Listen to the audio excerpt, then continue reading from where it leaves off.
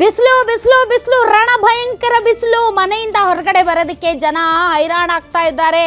ಅಯ್ಯಯ್ಯಪ್ಪ ಬೇಡವೇ ಬೇಡ ಅಂತ ಮನೆಯಲ್ಲಿದ್ರು ಕೂಡ ಮನೆಯಲ್ಲೂ ಸೆಕೆಗೆ ತಡ್ಕೊಳಕ್ಕಾಗದೆ ಎಲ್ಲಾದ್ರೂ ಓಡೋಗೋಣ ಅಂತ ಭಾಳ ಜನ ನಮ್ಮ ದಾಂಡೇಲಿ ಕಡೆಗೆ ಹೋಗ್ತಾ ಇದ್ದಾರೆ. ಯಾಕೆ ಅಂದರೆ ಅಲ್ಲಿರುವಂಥ ಕಾಡುಗಳಲ್ಲಿ ತಣ್ಣನೆಯ ವಾತಾವರಣದಲ್ಲಿ ಜೀವನ ಮಾಡೋಣ ಅಂತ. ಅಷ್ಟರ ಮಟ್ಟಿಗೆ ರಣ ಬಿಸಿಲು ಎಲ್ಲರ ಜೀವನವನ್ನು ಬರ್ಬಾದ್ ಮಾಡಾಕಿದೆ. ಎಷ್ಟರ ಮಟ್ಟಿಗೆ ಬಿಸಿಲು ಅಂತಂದರೆ ಸೂರ್ಯ ನೆತ್ತಿ ಮೇಲಿದ್ರೂ ಅದೇ ಬಿಸಿಲು, ಸೂರ್ಯ ಮುಳುಗದ ಮೇಲೂ ಅದೇ ಬಿಸಿಲು, ರಾತ್ರಿ ಹೊತ್ತು ಚಂದ್ರ ಬಂದರೂ ಅದೇ ಬಿಸಿಲು, ಅದೇ ಸೆಕೆ. ಬಿಸಿಲಲ್ಲ ಸೆಕೆ. ಸೊ ಹೀಗಾಗಿ ಜನ ಭಾಳ ಪರಿತಪಿಸಿ ಹೋಗ್ತಾ ಇದ್ದಾರೆ. ಏನು ಮಾಡಬೇಕು, ಹೇಗಿರಬೇಕು ಅನ್ನೋದೇ ಗೊತ್ತಾಗ್ತಾ ಇಲ್ಲ. ಭಾಳ ಜನ ಹೊರಗಡೆ ಬರೋಕ್ಕೂ ಆಗದೆ, ಮನೆ ಒಳಗೆ ಇರೋಕ್ಕೂ ಆಗದೆ ವಿಚಿತ್ರವಾದಂಥ ವನವಾಸ ಅಂತ ಅನ್ನಿಸ್ತಾ ಇದೆ. ಈ ಮಧ್ಯೆ ರಣಬಿಸಿಲಿನಿಂದ ಸಾಕಷ್ಟು ಬಿಸಿಲಿಗೆ ಸಂಬಂಧಪಟ್ಟಂತಹ ಒಂದು ಬಿಸಿಲಿನ ಹೊಡೆತದಿಂದ ಉಂಟಾಗುವಂತಹ ರೋಗಗಳ ಬಗ್ಗೆ ಈಗಾಗಲೇ ಭಾಳಷ್ಟು ವೈದ್ಯರು ನೀರು ಕುಡೀರಿ, ಜ್ಯೂಸ್ ಕುಡೀರಿ, ಹಣ್ಣುಗಳನ್ನು ತಿನ್ನಿ ಅಂತ ಎಲ್ಲ ಜನರಿಗೆ ಅಡ್ವೈಸ್ಗಳನ್ನು ಕೊಡ್ತಾ ಇದ್ದಾರೆ. ಮತ್ತೊಂದು ಕಡೆ ಚರ್ಮ ರೋಗಗಳು ಜಾಸ್ತಿ ಆಗಿದೆ ಅನ್ನುವಂಥ ಕಂಪ್ಲೇಂಟ್ಸ್ ಬರ್ತಾ ಇದೆ. ಮೊನ್ನೆ ಒಬ್ಬ ಹುಡುಗ ಇದ್ದಕ್ಕಿದ್ದಂತೆ ಸುಸ್ತಾಗಿ ಬಿದ್ದು ಸತ್ತೇ ಹೋದ.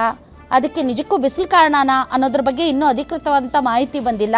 ಹೀಗಾಗಿ ಇವತ್ತಿನ ವಿಶೇಷ ಕಾರ್ಯಕ್ರಮದಲ್ಲಿ ನಾವು ಈ ಬಿಸಿಲಿನಿಂದ ಬಚಾವಾಗೋದು ಹೇಗೆ, ಯಾವ ರೀತಿಯಂಥ ಆಹಾರವನ್ನು ಸೇವಿಸಬೇಕು ಮತ್ತು ಯಾವ ರೀತಿ ನೀವು ಬಚಾವಾಗಬೇಕು, ಒಂದು ವೇಳೆ ಬಿಸಿಲಿನಿಂದ ಉಂಟಾಗುವಂತಹ ರೋಗಗಳಿದ್ರೆ ಆ ರೋಗಗಳನ್ನು ತಡೆಗಟ್ಟೋದಕ್ಕೆ ಮತ್ತು ಬಂದ ಮೇಲೆ ಅದಕ್ಕೆ ಯಾವ ರೀತಿಯಂಥ ಚಿಕಿತ್ಸೆ, ಎಲ್ಲ ವಿಚಾರಗಳ ಬಗ್ಗೆ ಮಾತಾಡೋದಕ್ಕೆ ಎಕ್ಸ್ಪರ್ಟ್ಸ್ ಇದ್ದಾರೆ. ಅವ್ರ ಜೊತೆ ಮಾತಾಡ್ತೀನಿ. ಇದೇ ಕ್ಷಣದ ಸ್ಪೆಷಲ್ ಸಾವಿನ ಬಿಸಿಲು ಹೆಂಗೆ ಓಡಾಡಲಿ.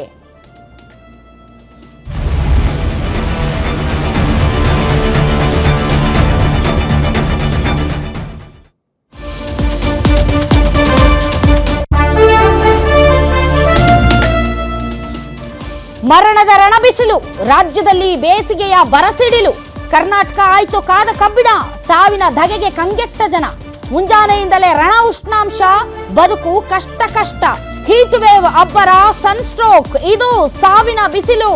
ಬಿಸಿಲಿನ ಬೇಗೆಗೆ ಕಂಗೆಟ್ಟ ಜನ, ಹಲವೆಡೆ ನೀರಿಗೂ ಹಾಹಾಕಾರ. ದಿನದಿಂದ ದಿನಕ್ಕೆ ಹೆಚ್ಚಾಗುತ್ತಲೇ ಇದೆ ರಣಬಿಸಿಲಿನ ಅಬ್ಬರ. ಶಾಖಾಘಾತದಿಂದ ಪ್ರಾಣಕ್ಕೆ ಕುತ್ತು ಬರೋ ಎಚ್ಚರಿಕೆ. ಶಾಖಾಘಾತದಿಂದ ಬಚಾವಾಗೋದು ಹೇಗೆ, ಮುನ್ನೆಚ್ಚರಿಕೆ ಏನು, ಯಾವ್ಯಾವ ಆಹಾರ ಸೇವಿಸಬೇಕು, ಆರೋಗ್ಯ ಕಾಳಜಿ ಹೇಗೆ?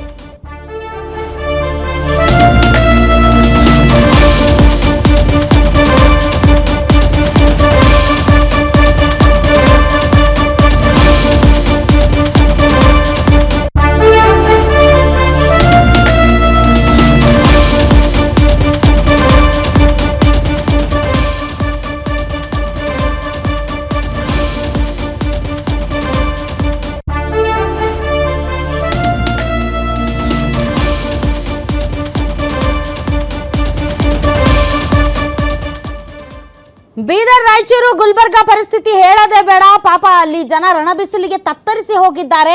ಅದಕ್ಕೆ ಸ್ಪೆಷಲ್ ಆಗಿ ಆಸ್ಪತ್ರೆಗಳು ಕೂಡ ರೆಡಿ ಆಗಿದ್ದಾವಂತೆ. ಯಾವ ರೀತಿ ಇದೆ ಅಲ್ಲಿನ ಸಿಚುವೇಶನ್ ಅನ್ನೋದಕ್ಕೆ ಸಂಬಂಧಪಟ್ಟಂತೆ ನನ್ನ ಕಲಿಗೊಂದು ವಾಕ್ ಥ್ರೂ ಮಾಡಿದ್ದಾರೆ. ಬನ್ನಿ ನೋಡೋಣ.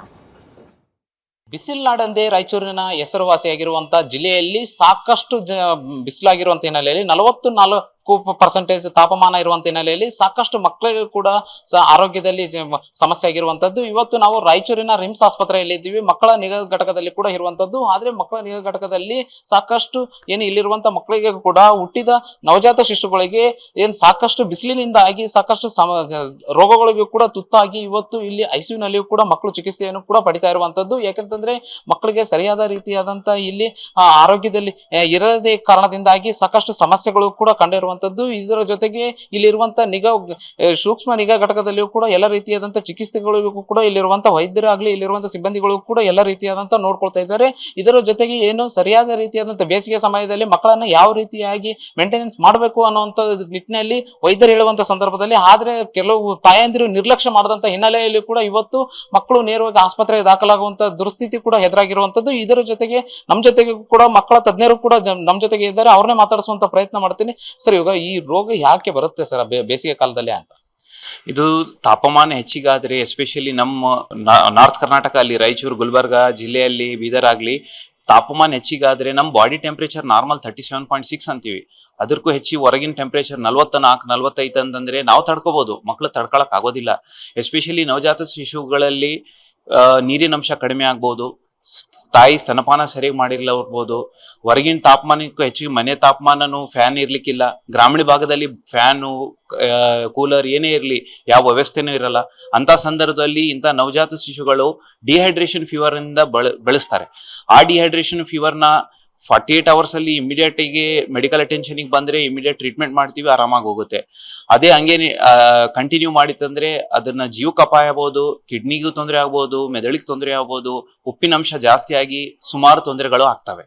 ಸರ್, ಇವಾಗ ಈ ಡಿಹೈಡ್ರೇಷನ್ ಅಂತಂದ್ರೆ ಎಷ್ಟು ವರ್ಷದ ಮಕ್ಕಳವರೆಗೂ ಕೂಡ ಇಂಥದ ಕಾಯಿಲೆ ಬರೋದು ಅಂತ? ಇದು ಡಿಹೈಡ್ರೇಷನ್ ಫೀವರ್ ನೋಡೋದು ಇಂಪಾರ್ಟೆಂಟ್, ಜಾಸ್ತಿ ಪರ್ಸೆಂಟೇಜ್ ನೋಡೋದು ನವಜಾತ ಶಿಶು ವಿಭಾಗದಲ್ಲೇ. ಅಂದ್ರೆ ಹುಟ್ಟಿ ಮಕ್ಕಳು 28 ದಿವಸ ಒಳಗೆ ಇಂಥ ಡಿಹೈಡ್ರೇಷನ್ ಫೀವರ್ ನ ಕಂಡು ಬರುತ್ತೆ.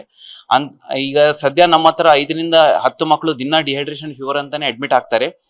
ಆ ಡಿಹೈಡ್ರೇಷನ್ ಫೀವರ್ ನಿಟ್ಟಿನಲ್ಲಿ ಅವರಿಗೆ ಜಾಂಡೀಸನ್ನು ಕಂಡು ಬರುತ್ತೆ. ಇದು ಕಾಮನ್ ಆಗಿ ನೋಡ್ತೀವಿ. ಬಟ್ ಇನ್ನುವರೆಗೂ ಯಾವುದೋ ಅಪಘಾತ ಏನಾಗಿಲ್ಲ.